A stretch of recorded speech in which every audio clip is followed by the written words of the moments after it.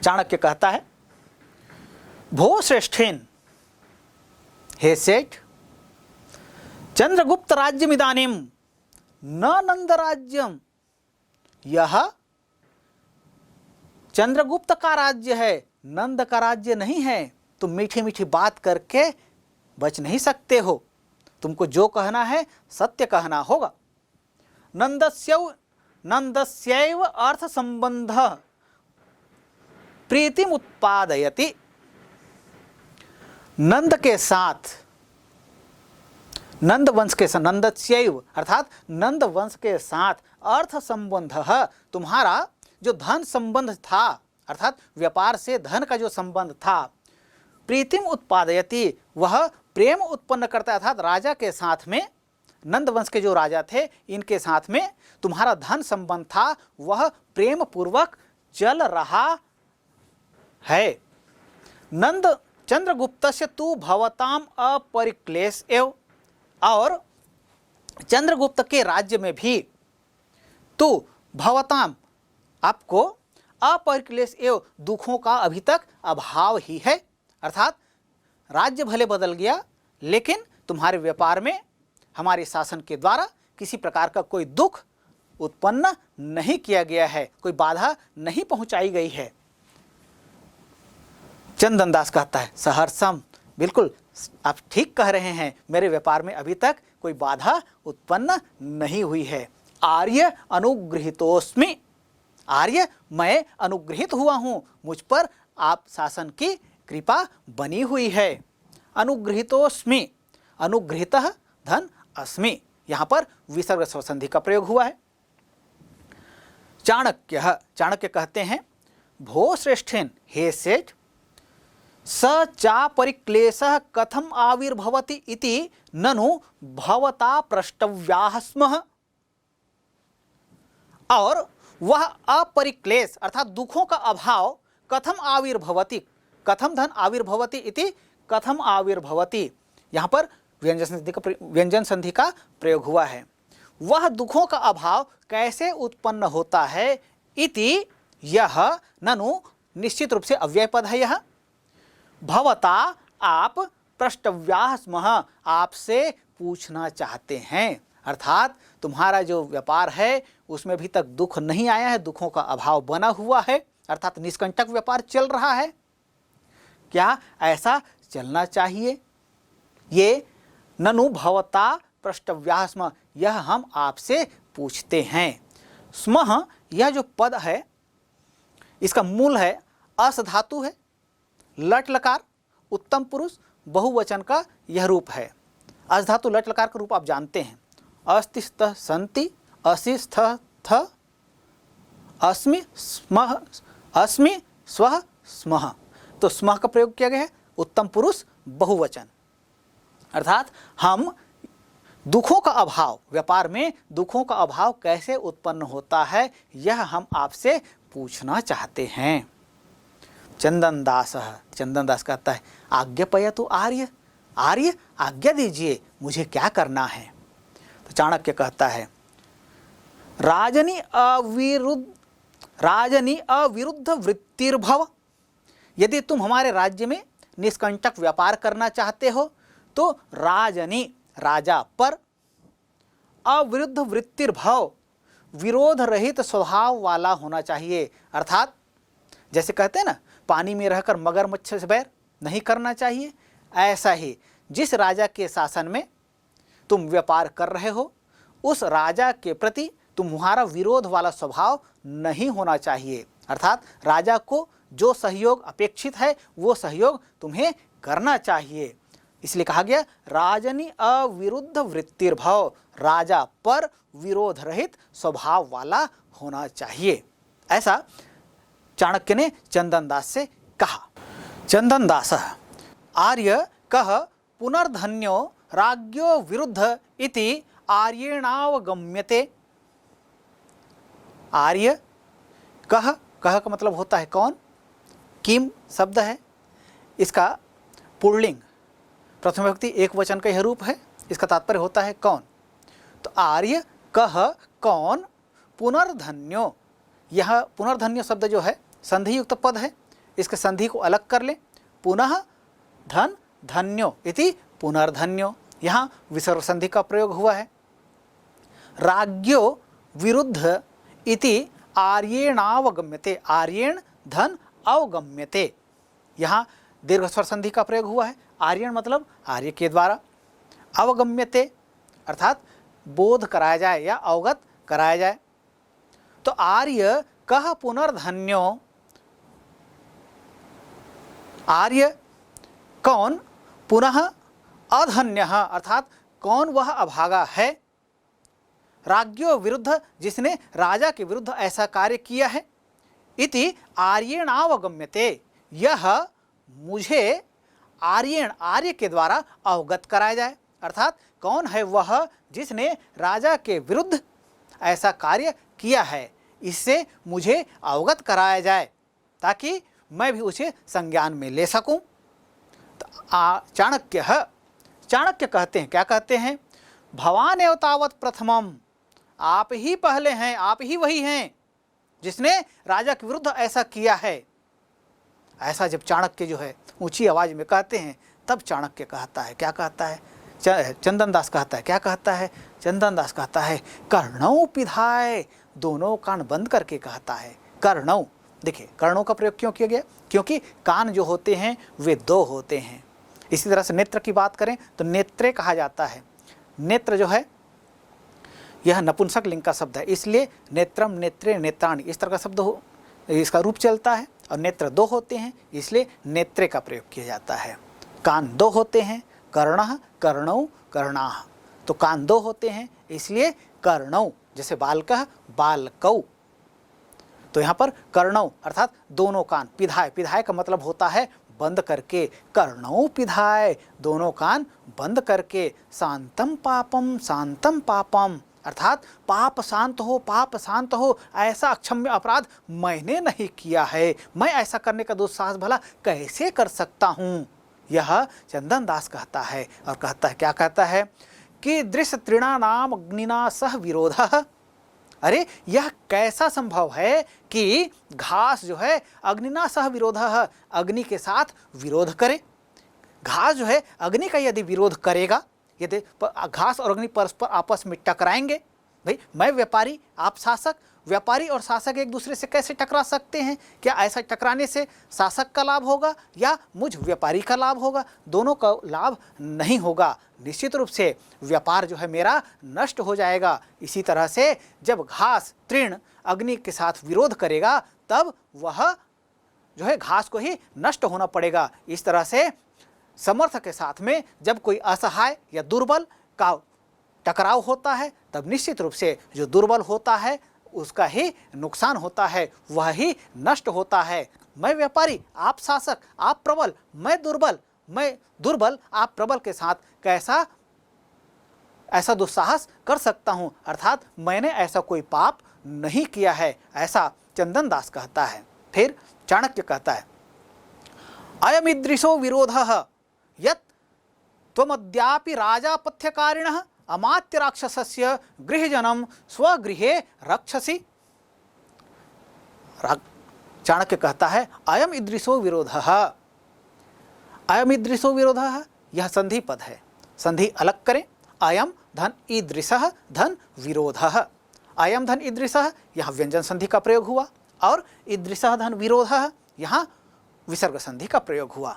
तो अयम मतलब यह, ईदृशः इस प्रकार का, विरोधः विरोध है, यत् कि, त्वम अद्यापि यह भी संधि पद है, संधि अलग करें, त्वम धन अद्य धन अपि, त्वम धन अद्य व्यंजन संधि का प्रयोग हुआ, अद्य धन अपि यहाँ भी यहाँ दीर्घ स्वर संधि का प्रयोग हुआ। तो इस तरह से पद बना त्वयम अद्य अपि, त्वमद्यापि अर्थात तुम आज भी राजापथ्यकारिणः अर्थात राजा के अहित करने वाले, अमात्य राक्षसस्य अमात्य राक्षस के गृहजनम गृह के लोगों को अर्थात उसके परिवारजनों को, स्वगृहे रक्षसी अपने घर में रक्षा किए हुए है अर्थात उनको छुपा कर रखे हुए है। अर्थात अमात्य राक्षस की मुझे तलाश है, मैं उनकी खोज कर रहा हूँ, लेकिन न तो अमात्य राक्षस मिल रहा है, न उनके घर के लोग मिल रहा है। अब मुझको यह सूचना मिली है कि अमात्य राक्षस के गृहजनों को, परिवारजनों को तुमने अपने घरों में छिपा कर रखा है, तुम अपने घर में उसकी छिपा करके रक्षा कर रहे हो। तो ऐसा यह सूचना मेरे पास है, और यह जो सूचना है यह तथ्य है, यह जो सत्य है, तो तुम निश्चित रूप से ऐसा करके राजा का अहित करने वाले हो। जब चाणक्य ऐसा चंदन दास पर आरोप लगाता है, तब चंदन दास कहता है, आर्य अलीक में तद, हे आर्य यह झूठ है। अलीकम एतद, अलीक मतलब होता है झूठ, एतद मतलब यह झूठ है।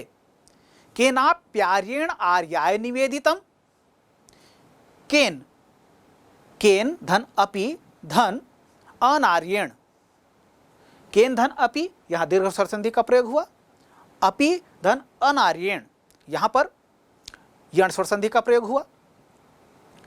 तो आर्येण, आर्य शब्द में तृतीय विभक्ति एक वचन का प्रयोग हुआ है। किसी भी अनार्य के द्वारा आर्याय निवेदितम अर्थात किसी दुष्ट के द्वारा आर्याय, आर्य से निवेदितम निवेदन किया गया, अर्थात किसी ने आर्य के कान भरे हैं, अर्थात किसी ने आर्य को गलत सूचना दी है। भाई मैं तो व्यापारी हूं, मैं आपके विरुद्ध कैसे जा सकता हूं?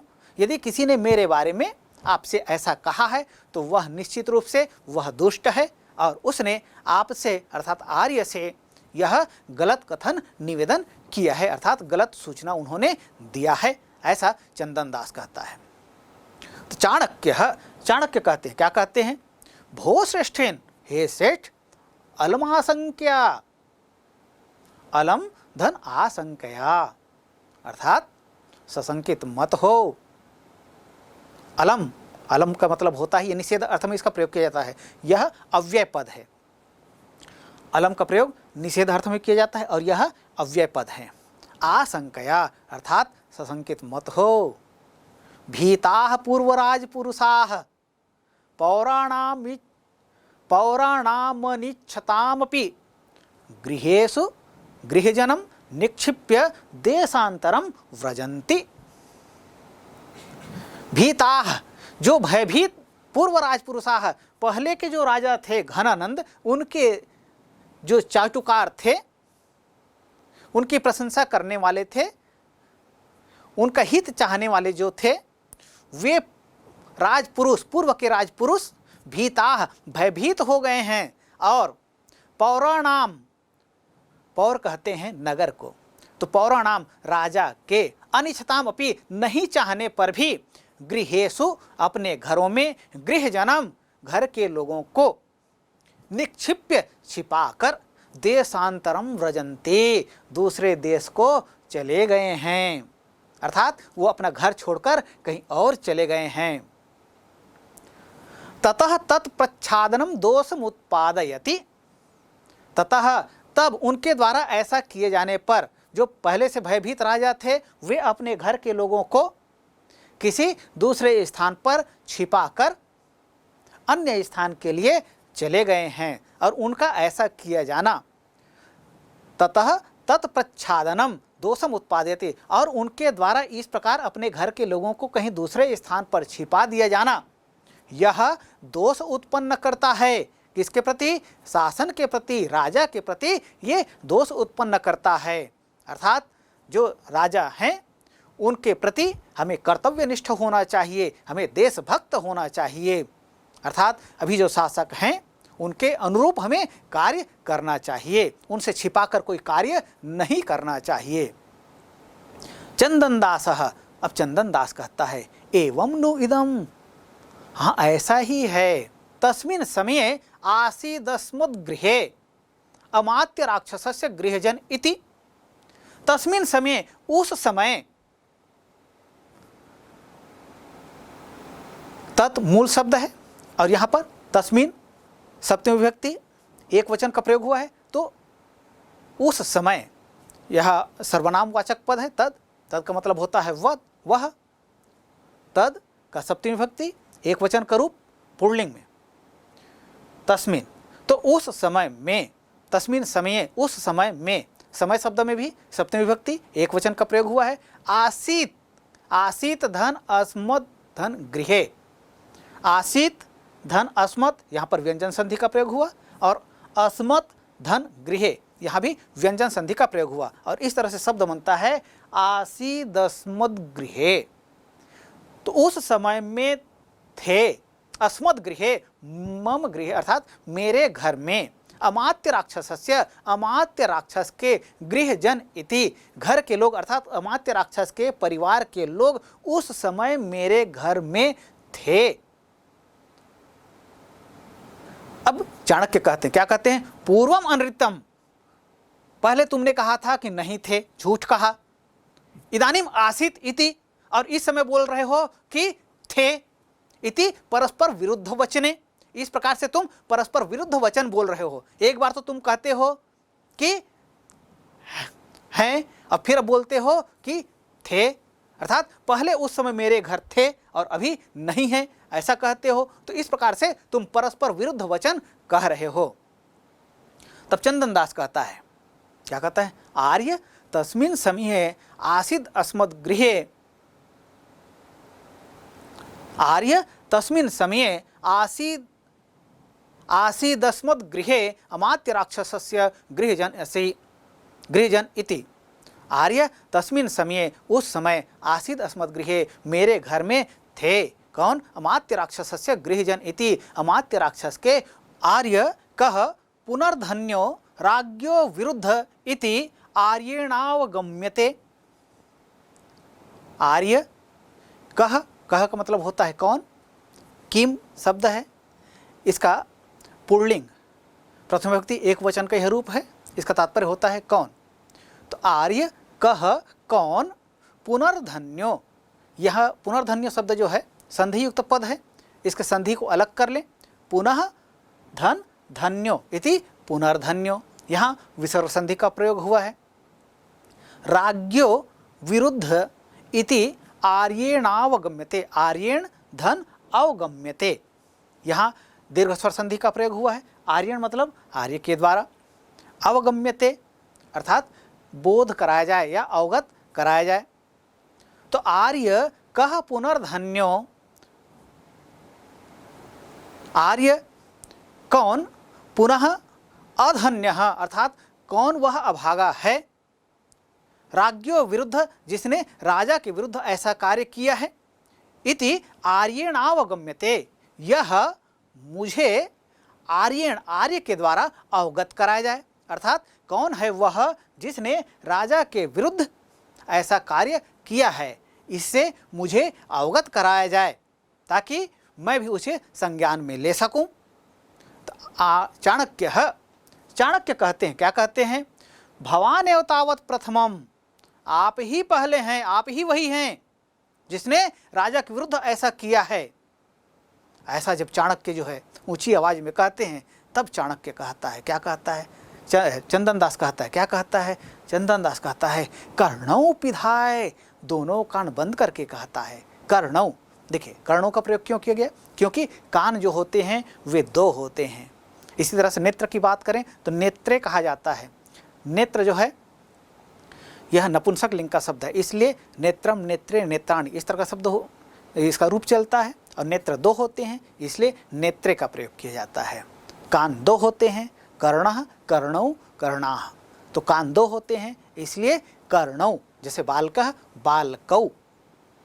तो यहाँ पर कर्णौ अर्थात दोनों कान, पिधाय, पिधाय का मतलब होता है बंद करके, कर्णौ पिधाय, दोनों कान बंद करके। शांतम पापम, शांतम पापम अर्थात पाप शांत हो, पाप शांत हो, ऐसा अक्षम्य अपराध मैंने नहीं किया है, मैं ऐसा करने का दुस्साहस भला कैसे कर सकता हूँ। यह चंदन दास कहता है, और कहता है, क्या कहता है? कि दृश्य तृणानाम अग्निना सह विरोधः, अरे यह कैसा संभव है कि घास जो है अग्निना सह विरोधः, अग्नि के साथ विरोध करे। घास जो है अग्नि का यदि विरोध करेगा, यदि घास और अग्नि परस्पर आपस में टकराएंगे, भाई मैं व्यापारी, आप शासक, व्यापारी और शासक एक दूसरे से कैसे टकरा सकते हैं? क्या ऐसा टकराने से शासक का लाभ होगा या मुझ व्यापारी का लाभ होगा? दोनों का लाभ नहीं होगा। निश्चित रूप से व्यापार जो है मेरा नष्ट हो जाएगा। इसी तरह से जब घास तृण अग्नि के साथ विरोध करेगा तब वह जो है घास को ही नष्ट होना पड़ेगा। इस तरह से समर्थ के साथ में जब कोई असहाय या दुर्बल का टकराव होता है तब निश्चित रूप से जो दुर्बल होता है उसका ही नुकसान होता है, वह ही नष्ट होता है। मैं व्यापारी, आप शासक, आप प्रबल, मैं दुर्बल, आप प्रबल के साथ कैसा ऐसा दुस्साहस कर सकता हूँ, अर्थात मैंने ऐसा कोई पाप नहीं किया है, ऐसा चंदन दास कहता है। फिर चाणक्य कहता है अयमिदृशो विरोधः यत् त्वमद्यापि राजापथ्यकारिणः अमात्य राक्षसस्य गृहजनम स्वगृहे रक्षसि। चाणक्य कहता है अयम ईदृशो विरोधः, अयम ईदृशो विरोधः, यह संधि पद है, संधि अलग करें। अयम धन ईदृशः धन विरोधः, अयम धन ईदृशः यहाँ व्यंजन संधि का प्रयोग हुआ और ईदृशः धन विरोधः यहाँ विसर्ग संधि का प्रयोग हुआ। तो अयम मतलब यह, ईदृशः इस प्रकार का, विरोधः विरोध है, यत् कि, त्वम अद्यापि यह भी संधि पद है, संधि अलग करें। त्वम धन अद्य धन अपि, त्वम धन अद्य व्यंजन संधि का प्रयोग हुआ, अद्य धन अपि यहाँ भी यहाँ दीर्घ स्वर संधि का प्रयोग हुआ। तो इस तरह से पद बना त्वयम अद्य अपि त्वमद्यापि, अर्थात तुम आज भी राजापथ्यकारिणः, अर्थात राजा के अहित करने वाले, अमात्य राक्षसस्य, अमात्य राक्षस के, गृहजनम गृह के लोगों को अर्थात उसके परिवारजनों को, स्वगृहे रक्षसी अपने घर में रक्षा किए हुए है, अर्थात उनको छुपा कर रखे हुए है। अर्थात अमात्य राक्षस की मुझे तलाश है, मैं उनकी खोज कर रहा हूं, लेकिन न तो अमात्य राक्षस मिल रहा है न उनके घर के लोग मिल रहा है। अब मुझको यह सूचना मिली है कि अमात्य राक्षस के गृहजनों को, परिवारजनों को तुमने अपने घरों में छिपा कर रखा है, तुम अपने घर में उसकी छिपा करके रक्षा कर रहे हो। तो ऐसा यह सूचना मेरे पास है और यह जो सूचना है यह तथ्य है, यह जो सत्य है, तो तुम निश्चित रूप से ऐसा करके राजा का अहित करने वाले हो। जब चाणक्य ऐसा चंदन दास पर आरोप लगाता है तब चंदन दास कहता है अब चंदन दास जब ऐसा कहता है तब चाणक्य कहते हैं क्या कहते हैं, अथेदानीम क्व गतः, अथेदानीम, अथ धन इदानीम, यहाँ पर गुण स्वर संधि का प्रयोग हुआ है। अथ धन इदानीम, अथेदानीम, अथ मतलब होता है तब, इदानीम मतलब इस समय, क्व मतलब होता है कहाँ, गतः मतलब गए। अच्छा, तो उस समय घर में थे ये कह रहे हो, ठीक। अथेदानीम क्व गतः, तो अब कहाँ गए। चंदन दास कहता है न जानामि, नहीं जानता हूँ। न यह निषेधवाचक अव्यय पद है और जानामि ये उत्तम पुरुष का रूप है और इसका तात्पर्य होता है जानता हूँ, नहीं जानता हूँ। उस समय मेरे घर में थे लेकिन अब कहाँ गए यह मुझे ज्ञात नहीं है, यह मैं नहीं जानता हूँ। चाणक्य कहते हैं कथम न ज्ञायते नाम, कैसे नहीं जानते हूँ उनके नाम को कि वे कहाँ गए। भो श्रेष्ठेन, हे सेठ, सिरसि भयम, तुम्हारे सिर पर भय है, सिर का भय है, अर्थात तुम्हारा सिरोच्छेदन हो सकता है। अति दूरम तत्प्रतिकार, और उसका प्रतिकार अर्थात उसका निवारण बहुत दूर है, अर्थात सिर पर भय लटक रहा है। तुम्हारा सिर जो है कभी भी धड़ से अलग किया जा सकता है। अति दूरम तत्प्रतिकारः, और उसका निवारण जो है बहुत दूर है, अर्थात तुम शीघ्र ही सत्य कहो, अन्यथा यदि तुम इसी तरह से बात करते रहे, कभी सत्य बोलते हो, कभी असत्य बोलते हो, कभी परस्पर विरुद्ध वचन कहते हो, यदि ऐसा कहते रहे तो निश्चित रूप से तुम्हारा सिर जो है अलग किया जा सकता है, अर्थात उसका निवारण जो है बहुत दूर है, शीघ्र ही ये किया जा सकता है। इसलिए तुम शीघ्रता से जो सत्य है वो कहो। चंदन दास कहता है आर्य किम भयम दर्शयसि, संतमपि गेहे अमात्य राक्षसस्य गृहजनम न समर्पयामि, किम पुनर्संतम। आर्य, हे आर्य, किम क्या, मैं, मुझे, भयम दर्शयसि, मुझे भय दिखा रहे हो?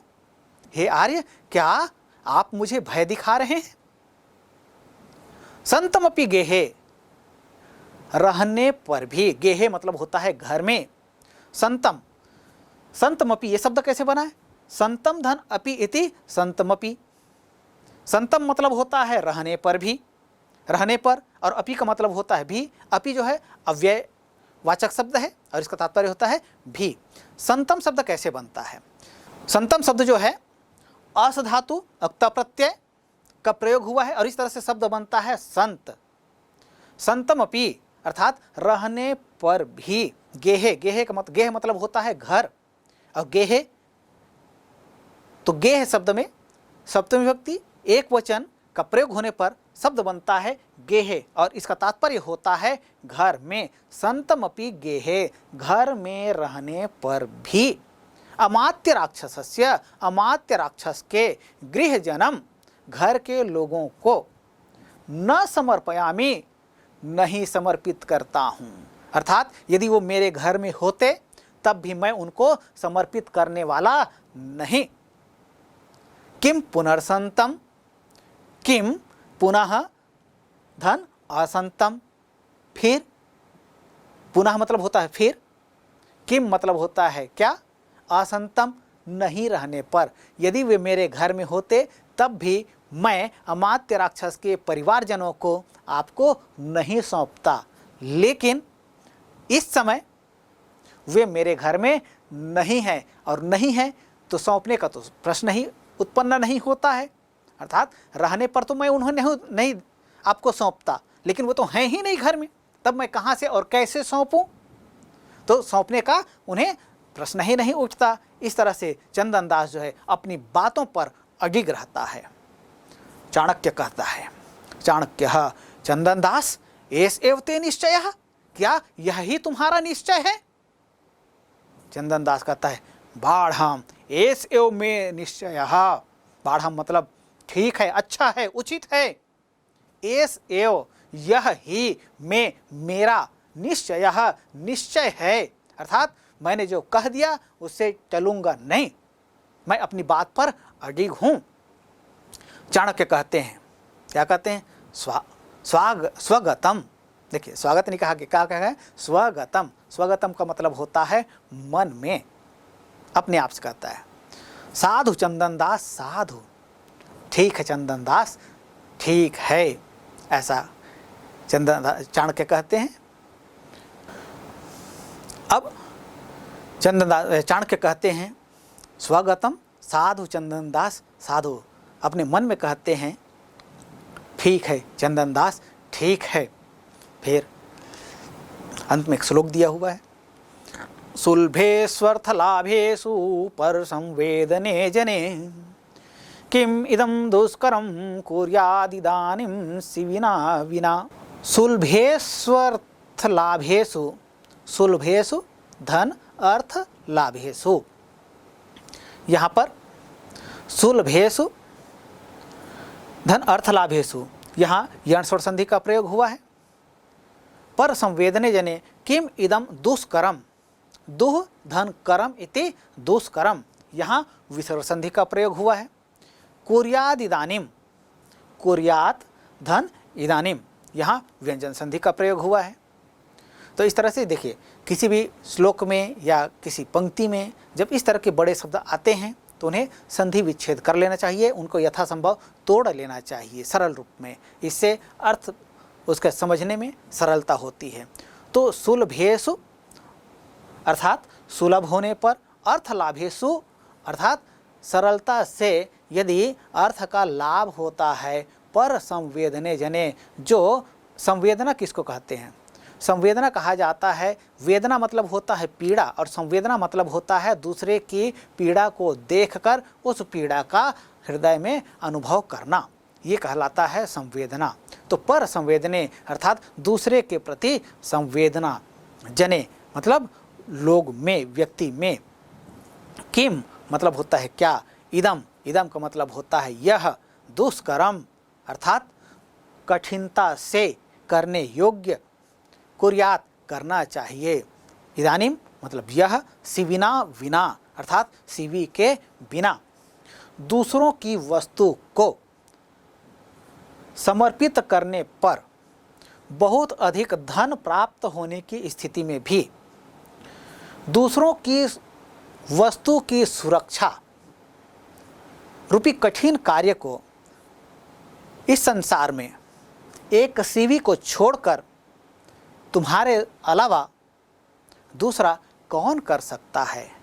सुलभेस्वर्थ लाभेशु, अर्थात दूसरे की संपत्ति को सौंप देने से बहुत अधिक धन सरलता से प्राप्त हो सकता है, लेकिन फिर भी इस कार्य को छोड़कर पर संवेदने दूसरे के प्रति संवेदना के कारण तुमने यह दुष्कर कार्य को किया है। अर्थात अपना जो इष्ट है उसको तुमने अपने प्राणों का भय होते हुए भी सौंपा नहीं है। तुमने अपना हित और अहित को नहीं देखते हुए तुमने परोपकार जिसको कहते हैं, संवेदना जिसको कहते हैं, न्यास की रक्षा जिसको कहते हैं, वो करने का कार्य तुमने किया है। और इस संसार में शिवी के अलावा राजा शिवी, जिन्होंने एक कबूतर के प्राणों की रक्षा के लिए अपने प्राण उन्होंने त्याग दिए थे, तो वैसा शिवी ने जो किया उसके अतिरिक्त ऐसा करने वाला इस संसार में तुम्हारे सिवा भला और कौन दूसरा है, ऐसा चाणक्य कहते हैं। अर्थात चंदन दास की तुलना वे राजा शिवी से करते हैं। क्यों करते हैं? क्योंकि उन्होंने दूसरों के प्राण की रक्षा की थी। और ऐसा ही भाव न्यास की रक्षा की भाव पर महाकवि भास ने स्वप्नवासव दत्तम में लिखा है। क्या लिखा है? दुष्कर न्यास रक्षणम, अर्थात न्यास की रक्षा करना, दूसरे की सुरक्षा करना, ये बहुत ही दुष्कर होता है, बहुत कठिन होता है। इसमें प्राणों का भी भय होता है, लेकिन कोई व्यक्ति जो अपने प्राणों का भी भय को देखते हुए भी वो न्यास की रक्षा के लिए समर्पित होता है, वह शिवी और चंदन दास जैसा महान होता है। तो इसलिए इस पाठ से हमें यह शिक्षा मिलती है कि स्थितियां चाहे जितने भी विपरीत हो, हम पर जो दायित्व है उस दायित्व का निर्वहन हमें भली भांति करना चाहिए, भले ही इसके लिए हमें प्राणोत्सर्ग क्यों ना करना पड़े। तो ऐसा चंदन दास ने इस पाठ में किया, यह हमें ज्ञात होता है। तो इस पाठ से हमें देशभक्ति की शिक्षा मिलती है, परोपकार की शिक्षा मिलती है और दिए हुए वचन का पालन करने की शिक्षा मिलती है।